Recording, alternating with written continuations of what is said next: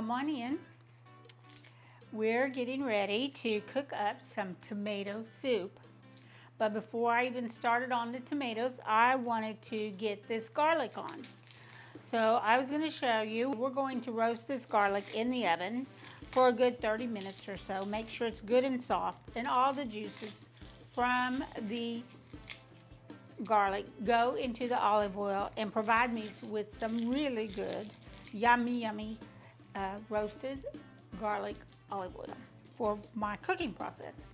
So the first thing I'm doing is I'm just going to take off some of this excess paper here. And then we're going to take our garlic, as you can see, our little garlic here, the whole clove, and I'm going to take it and I'm going to cut the top off. I'm going to try to find the top where all the cloves come together, and I'm thinking about right in there, and I'm going to cut that off. Now, you can save all of these and throw those in the pot too. They will roast right up with everything else if you want. And so I am not going to do that today. I just want this part. But this is what you want. And then I'm going to peel this back. So you want those to be bare. And if they're not bare, like these I didn't get, we're going to come back along the edge. And I'm very tedious about this. I want those open too, because I want every little one of these garlic cloves available for use when I'm done. This one, it looks okay, but I'm going to do that one. Then I'll come over here and do these two over here. So I think we got them all, and they're all uncovered. Now I have my little container, which is my little ceramic Croft, has a lid, but I'm going to seal it even more with the foil. So this goes in just like that, goes in there. I'm going to take my olive oil and I'm going to fill it up really good. I'm going to cover this whole thing with the olive oil, and I'm going to fill it up to about right there. So it's almost like it's going to boil in olive oil. But it'll steam. I'm going to take a little bit of herbs, and this is just my original Mrs. Dash, and I'm going to put a little dash on there. There we go. It's been raining here, and it's so humid that everything is stuck together. I'm going to put just a little sprinkling of salt, and we're ready to go. So now I'm going to cover this so that it steams and seals it and steams in its own oil. I will put the lid on there too. It's going to go all the way around, seal it up good. Now, if you have one of those little mini cast iron skillets, a little pot or something, and you don't have an extra lid, that's fine. Just make sure you seal it really, really well so the steam doesn't escape. We want to almost steam cook this. I'm gonna stick that down in there for extra. And now this is going in the oven. And I want to go ahead and get it going because it's gonna take a little longer, I'm hoping, than my tomatoes do. So my oven is set at 400. There it goes. Now eventually we'll cut up our onion and it goes on our tray to roast along with our tomatoes. But I did want to talk about our tomatoes. So here they are. So my friend Bob, he lives around the corner from me, a couple blocks over, and he has a vegetable stand all summer long. And then at the end of the summer, he had his last batch of tomatoes out. So I was like, oh, I've got to go get some of those tomatoes. So I went over there, and sure enough, he had a whole bunch of them. He had put it on Facebook, last of the summer tomatoes. Say, hey, Bob. Hey. And these are the last. Aren't they beautiful? You can see my shadow. I'm not doing a very good job of video in here. And the last of them. And so we're going to get some of these so we can make some tomato soup. We're going to set them in the window and let them get super ripe. And then I'll show you what we're going to do with the rest. But don't those look so good? We might need some for some salsa too. That sounds good. Now I know these look terrible, but that's what I want. That's what I aim for. So I told him, I said, I want your most ripe. He said, okay. So he piled me up. I got a big pile of tomatoes. I don't even know how much this is, probably 3 to 4 pounds of tomatoes. And then I brought them home and I set them in the window, and they sat there and got even more ripe to where they started to turn. And they are still good. This is exactly what I was aiming for. So we'll cut all the black spots off. We'll leave all the juicy spots. They'll go on the tray and go in the oven to be roasted. So all sizes, all kinds. Now these are not plum tomatoes. They're not anything special. They just look like regular old beefsteak slicing tomatoes. So what I'm gonna do, I've washed them all, rinsed them all off. I've got my cookie sheets over here. They're ready to go. I got a little bowl here. I'm gonna take my serrated knife and I'm just gonna cut all of this off and leave the good. And then we're gonna move on to the next one. And there we go. That one's done. And if you think he just looks too bad to cook, then throw him out. I leave all the juice and the seeds, so he's done. I lost a lot of him, but let's see about this little one here. Cut the top off. Now look how good. He's all good. And even more juicy than when I got him the first time. And so I'll take the tail off of him, and he's gonna go over there. Now I'll cut him again before. Now here's another one, and there you go. I'm gonna cut that spot off. I'm gonna cut the bottom off. I'm gonna take that little black spot right there out. And so don't be afraid to buy the tomatoes, and don't be afraid to use them once they've turned and started getting spots. They're still good. Take that core out because that's hard and they'll never get broke down. So, and I can set these over here. So I'm just gonna continue this process till I get through all these tomatoes here. So this is what we have left, which is still a lot of tomatoes. And they are super ripe and super juicy. And now I am going to cut them in some quarters and cut up pieces and just lay them on these sheets. And you're gonna put them all down here with the meat side down. And I have oiled these pans, my heavy sheet pans, with olive oil. So I'm gonna try to get them, but we still want plenty of room. We don't wanna crowd them. We want them to roast and brown and toast up and get nice and toasty. And the juice to caramelize, along with some onions that go with it. Now remember, our garlic is still in the oven. Now we can cut this purple onion up, and I like to use the purple onion. It's okay that it's red, it's not white, it's not as hot, it's not as sharp as a white or yellow onion, and it is a little sweeter, so it's not as strong. And it's not as overpowering. All right, here we go with our 2 trays of tomatoes, a little bit of red onion. And these I'm going to salt and pepper them. Let me flip a few of these over. Make sure we got at least the skins, the meat side down. I don't really know if that makes a difference, but that's what I think I should do. So that's what I always do. And try not to get them too crowded, spread them out a bit, I think. And then again, okay. So now I've got some salt, and I'm gonna hit them with a little salt.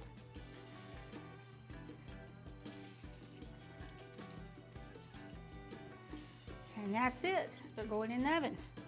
And I am going to put on my convection. So I have 400 and convection. Now, if you don't have a convection oven, you can turn yours on to 425 if you want. Usually the convection is going to bring the heat up about 25 degrees. So depending on the oven. So we're just about done. I got 1 tray out, and I'm going to tell you a little secret now. This is my tomato soup, because I, don't tell anyone, but I do not eat basil. I do not care for basil. Don't tell anybody. Anyway, so my tomato soup is a roasted garlic Parmesan tomato soup. It does not have basil in it. I could put some on the side if anybody wanted it, but nobody ever asked for it. So I'm grating up my parm. Depending on the size of my pot, depends on how much pot But usually I'm looking at a good cupful of parm. So, and this is medium, the medium grade, a full cup to go in, along with the garlic that we roasted earlier. We've got our Parmesan cheese, here's our roasted garlic, and remember we took it, put it in here. Now this has been nice and cool, and this does get messy. So if you want to get your paper towels ready, and all we're going to do is take it out of here and drip all the oil out of it, because we want to save every bit of that oil. And then you just put your fingers around it and you just pinch it, and watch all that garlic just come squirting right out of there.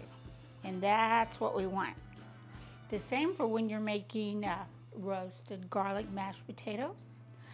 And then you have the nice soft garlic, and make sure you get every little pod. That's why we made sure we cut every one of them off so they would all squish out of there. And you get them all out. And I always use my fingers. I wouldn't even imagine another way you could do this, but I use my fingers. So now we got all the garlic out of there, and now all of this can go to the trash. So there we go.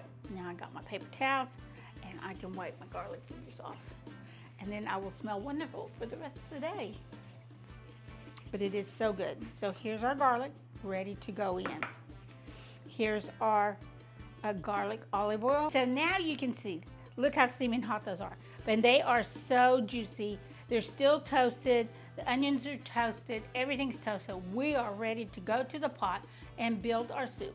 Blend our soup and serve it. So let me get to the stove and I'll be right back. I'm gonna go ahead and get started. I'm gonna add my garlic flavored oil to this, to the bottom. There we go. So right now I'm just sauteing my onions up a little bit more in the olive oil that we made. I'm going to start adding in some of these tomatoes.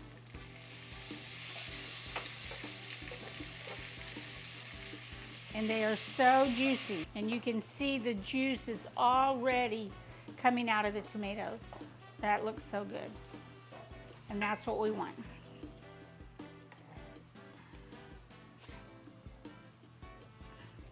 Now I will let the rest of these tomatoes cool, and they can go in a Ziploc baggie. They can go into the freezer, and they can stay there till I want them again. I could use it for tomato sauce.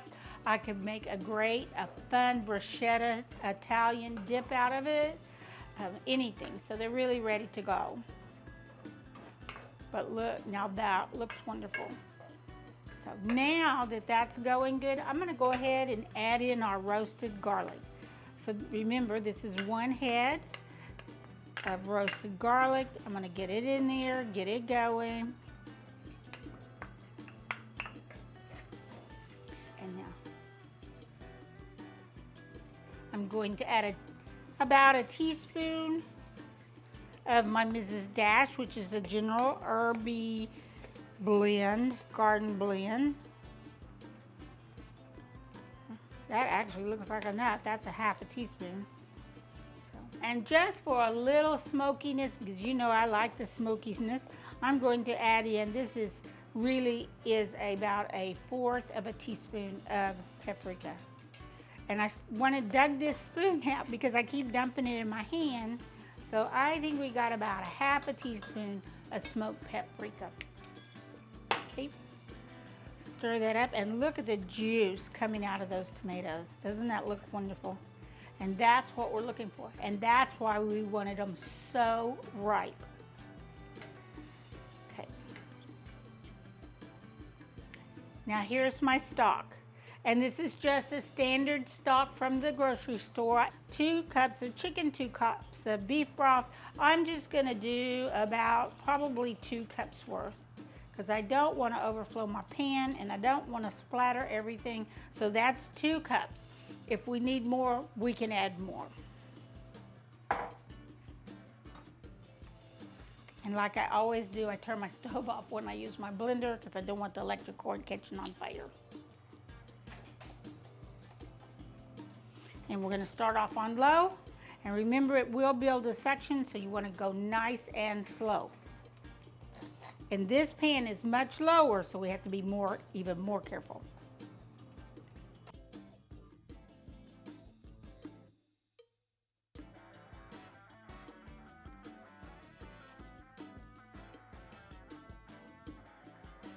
Now you can make this as chunky or not as you like. I like mine a little bit chunky.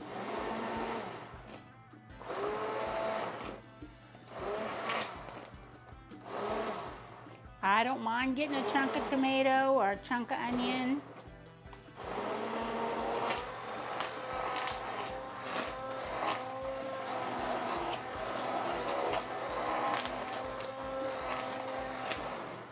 So if you went any higher, you went on the high and started it, you're gonna get it even smoother. I might make one round.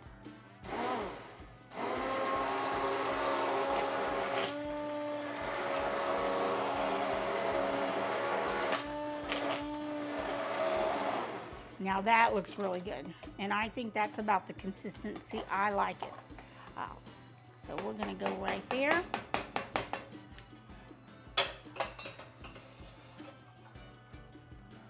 I'm gonna stir it up a bit. I'm gonna turn my flame back on so you can see that consistency there. And there's a big chunk, but you can see it. That looks so good. But look at the color, how rich that is. That just looks so yummy. Alrighty. Let's go in for a taste test. And that is, what is this? A piece of onion. Okay.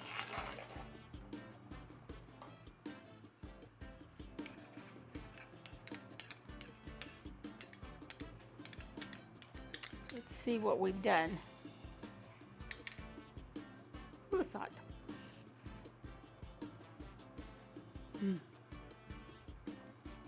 Oh, so garlicky, so tomatoey. I think it's a little bit on the acid side, so I'm going to show you a trick on what we need to do to that so we can add a little bit of flavor without adding sugar. I'm going to add just a little bit of this balsamic vinegar to it. And this is my cooking spoon. So I'm going to do this, my tasting spoon. I'm just going to add a tiny splash. And that's all you need. Maybe two. And that will, because it's got a sweetness to it, it will add flavor. It will add the umami to it. We're going to add a little salt. It can use some black pepper, and you could add some spicy pepper to it if you would like. I'm going to turn my flame down a little more, and we're going to give it a stir. And remember, when we get ready to add our cheese, we want to turn the flame off. We do not want this boiling hot when we add our cheese, because that'll break our cheese down, and we don't want that to happen. We just want the cheese to meld into the soup.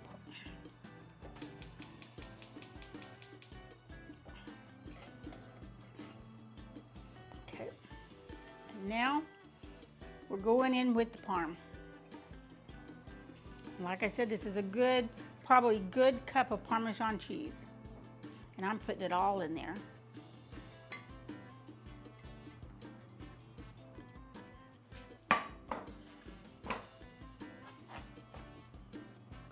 Stir it in, let it melt down, and it's going to cool. This is perfect. I'm going to clean up my mess, set up for service, and I'll be right back. All right, lunch is served. We have our rustic tomato soup and fresh, the last of the summer tomatoes, over-ripened, cooked down into a nice rustic soup. And basil. It's got roasted garlic in it and Parmesan. So this is really my favorite. So I'm going to show you how we do this. So you got to take your soup and ladle you some up. And as you see, we also do not have grilled cheese. I always just serve it with bread. And you can do a charcuterie tray if you want, with some salamis and little meats. That is always nice to have with it. And then what I'm going to do now is I am going to add just a little more Parmesan across the top. And everybody can add what they want. That's why it's up here. They come along, they get their bowl, they put that on there, and then here goes some croutons. Is our little topping. And so there we go. And I have me a nice slice of bread. Now, this is the fun part, okay? You can have a spoon if you feel like you need one. And I have my bread, I can sit it in there, so there we go. But I also have my oil over here. So I can take some of this oil and I can drizzle it all over my bread. And then I can take my soup and drizzle that all over my bread. And that is how I like to eat tomato soup.